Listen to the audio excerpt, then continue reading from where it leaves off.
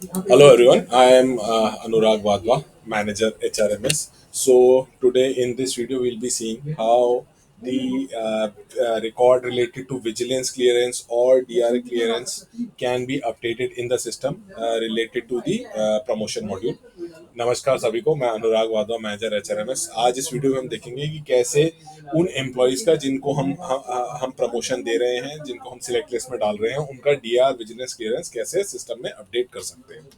तो हमारा ये सिंगल डैशबोर्ड रहेगा जहाँ से हम मॉनिटर कर रहे हैं। So we'll be again going back to our promotion dashboard and we'll be selecting this promotion proceeding. So this is the link. Once you click on this initiate, you will get all these links. So since this is the selection promotion based adjusting suitability through trade test, so there is option to enter the trade test marks, there is an option to update the vigilance chart, and then it's the final proceeding. So in this video we'll be covering this part, initiation of vigilance and clearance. तो यहाँ पर हम जैसे ही initiate promotion proceeding को initiate का button दबाएंगे, ये interface खुलेगा। क्योंकि ये इस हमारे कैडर आईडी में प्रमोशन जो है suitability adjust during trade test है, तो यहाँ पर आपको ट्रेड टेस्ट का मार्क्स की एंट्री का दिख रहा है। अगर ये एपीआर बेस्ड होता तो यहाँ पर एपीआर चार्ट्स की एंट्री का ऑप्शन दिखता। यहाँ पर हमारे पास डीआर विजिलेंस चार्ट्स को अपडेट करने का ऑप्शन है, और ये फाइनल प्रोसीडिंग्स का है। तो इस वीडियो में हम डीआर विजिलेंस चार्ट देखते हैं कैसे अपडेट करेंगे। इसको हम क्लिक करेंगे तो ये एक हमारे पास इंटरफेस खुल जाएगा। यहाँ पर वो सारे एम्प्लॉयज़ का नाम है जो कि हमारे जोन ऑफ कंसिडरेशन में है, जिनको हमको प्रमोट करना है। सो हम यहाँ क्या करेंगे, सबसे पहले यहाँ पर हमको बताना है कि क्या हमको रेलवे प्रॉपर्टी आरपीयूपी एक्ट की क्लियरेंस भी चाहिए कि नहीं चाहिए। अगर आपके डिवीजन में आप आरपीयूपी एक्ट की क्लियरेंस लेते हैं तो आप उसको यस करके उसका भी डॉक्यूमेंट अपलोड करेंगे।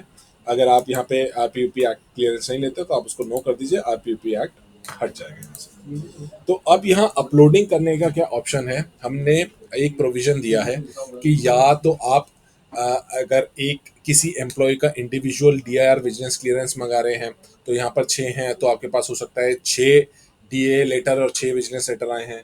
या फिर ऐसा हो सकता है कि एक ही लेटर में 6 के 6 नाम है। तो आप पहले जैसे डीए क्लियरेंस लीजिए। डीए क्लियरेंस आप हाइपोथेटिकली मानिए कि आपके पास 3 लेटर आए हैं, 2-2-2 करके, 2-2 का क्लियरेंस ऐसे करके आया। तो हम यहाँ पर चूज फाइल करके हम यहाँ पर हमने पहले एक डीए क्लियरेंस यहाँ पर अपलोड किया, फिर हमने ऐड किया डीए क्लियरेंस का एक दूसरा डॉक्यूमेंट। हमारे पास मल्टीपल डॉक्यूमेंट्स है, तो हमने यहाँ पर दूसरा डॉक्यूमेंट अपलोड किया। हमारे पास एक और डॉक्यूमेंट है, तो हमने इसको यहाँ पर तीसरा डॉक्यूमेंट अपलोड किया। अब हमने यहाँ पर डीए क्लियरेंस के 3 डॉक्यूमेंट अपलोड कर लिए। इसी तरीके से यहाँ पर विजिलेंस क्लियरेंस का मान लीजिए एक ही डॉक्यूमेंट है जिसमें सभी 6 लोगों के लिए हमको क्लियरेंस मिला है। तो हम यहाँ पर इसको सिलेक्ट करके यहाँ पर जो हमारा एक डॉक्यूमेंट है उसको हमने यहाँ पे अपलोड कर दिया। अब यहाँ पर हमने ये तो अपलोड कर दिया कि इन 3 डॉक्यूमेंट्स में इन सारे 6 लोगों की विजिलेंस डीआर क्लियरेंस है, और इस एक डॉक्यूमेंट में सब विजिलेंस है। लेकिन किस डॉक्यूमेंट में किस एम्प्लॉई का हमारे पास क्लियरेंस आया है, यहाँ ये हमको यहाँ पर ये हम यहाँ लॉक बटन इस पर करेंगे क्लिक। तो जैसे ही हमने डीए क्लियरेंस का लॉक का किया, यहाँ पर मेरे पास एक चेकबॉक्स आ जाएगा। अब मेरे को बताना है कि ये जो है जिसको मैंने एक्टिवेट किया है फाइनलाइज एंड लॉक, इस डॉक्यूमेंट में किस किस एम्प्लॉय का डीए क्लियरेंस का नाम है। मान लीजिए इसमें पहला है और तीसरा है, इन दोनों का मैंने सिलेक्ट किया और फाइनलाइज एंड लॉक पे कर दिया। तो अब मेरे पास ये जो फर्स्ट डॉक्यूमेंट है वो फर्स्ट और थर्ड एम्प्लॉय के साथ लिंक हो गया। तो यहाँ पर देखिए view doc number 1, view doc number 1 दोनों पे आ गया। अगर मैंने किसी को गलती से लॉक कर दिया, मैं अगेन अनलॉक पे जाऊंगा कि जिसको सिलेक्ट या डिसिलेक्ट करना है किया, एंड वापस फाइनलाइज एंड लॉक। सिमिलरली अब डीए क्लियरेंस का जो सेकंड डॉक्यूमेंट है इसको मैंने लॉक ऑप्शन किया, इसको मैंने बोला कि 4th एंड 5th एम्प्लॉय है, इस पर अगेन फाइनलाइज एंड लॉक। यहाँ देखिए डॉक्यूमेंट नंबर 1 क्या है, डीए क्लियरेंस है, तो डॉक्यूमेंट नंबर 1 लिखा गया। ये डॉक्यूमेंट नंबर 2 भी डीए क्लियरेंस है, तो यहाँ पर डॉक्यूमेंट नंबर 2 यहाँ लिखा गया। सेम अब ये तीसरे एम्प्लॉय के लिए मैं जाऊँगा, मैंने इसको सिलेक्ट किया और ये लॉक किया, तो ये डॉक्यूमेंट नंबर 3 जो है लिंक हो गया। तो ऐसे अगर हमको मल्टीपल डॉक्यूमेंट्स अपलोड करने हैं और उनको यहाँ पर कनेक्ट करना है कि किस डॉक्यूमेंट में किस एम्प्लॉय का नाम है, यहाँ पर हम सिलेक्ट कर लेंगे। अब ये देखिए, जैसे विजिलेंस क्लियरेंस, अब एज्यूम कीजिए कि एक ही डॉक्यूमेंट में आपको सारे के सारे 6 एम्प्लॉयज़ का नाम क्लियरेंस लिख के आया है, तो हम अगेन इस पर लॉक का करेंगे। अगर एक ही डॉक्यूमेंट आपको सबको क्लियर करना है, आप ऊपर वाले इस चेकबॉक्स पे कीजिए और बाय डिफॉल्ट सारे सिलेक्ट हो जाएंगे। आप again same process, finalize and lock. तो डॉक्यूमेंट नंबर 4 जो है ये सबके साथ लिंक हो गया। तो आपको बेसिकली ये जो अगर मल्टीपल डॉक्यूमेंट का केस है तो बार बार, सिंगल डॉक्यूमेंट अगर है, मल्टीपल डॉक्यूमेंट्स है, क्लब्ड है, बार बार आपको हर एम्प्लॉय के अगेंस्ट अपलोड नहीं करना। आप एक जगह पे अपलोड करके उसको बस कनेक्ट कर दीजिए। ये सब होने के बाद फिर आता है आपको उनके स्टेटस की एंट्री करने के लिए। अगर डीए स्टेटस, विजिलेंस स्टेटस दोनों क्लियर है तो ऑटोमेटिकली यहाँ क्लियर आ जाएगा। अगर एक भी पेंडिंग है तो आप यहाँ पर रिमार्क्स लीजिए और यहाँ पर ऑटोमेटिकली सिस्टम पेंडिंग लिख देगा। आपको जो रिमार्क्स लिखने हैं लीजिए और बस अब आप इसको सबमिट करेंगे तो आपकी ये सारी डिटेल्स इसमें एंट्री हो जाएगी। So what actually we are doing? First, we are selecting, in case if your unit there is a clearance of RPUP Act, you have to select yes or no. In case it does not exist, you just select no. Once you have selected, then you have the option of uploading documents mentioning the clearance regarding DR and vigilance cases. So we have given the option to upload multiple documents and then connect them with the employees. In this case, what I have done, I have uploaded 3 documents enumerating the clearance for this, DA clearance, and one document relating to clearance of vigilance. So, assuming that document number 1, which has been uploaded as DA clearance, has the clearance of employee at serial number 1 and 3. So, what I did, once you'll upload this document over here, you have the button over here.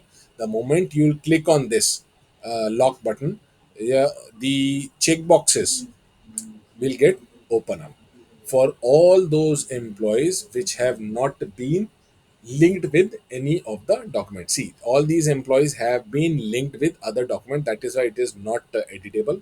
Now if you want to assuming these two are not currently linked with document number 1, we'll just select, and the moment we'll lock, these will be locked with that document.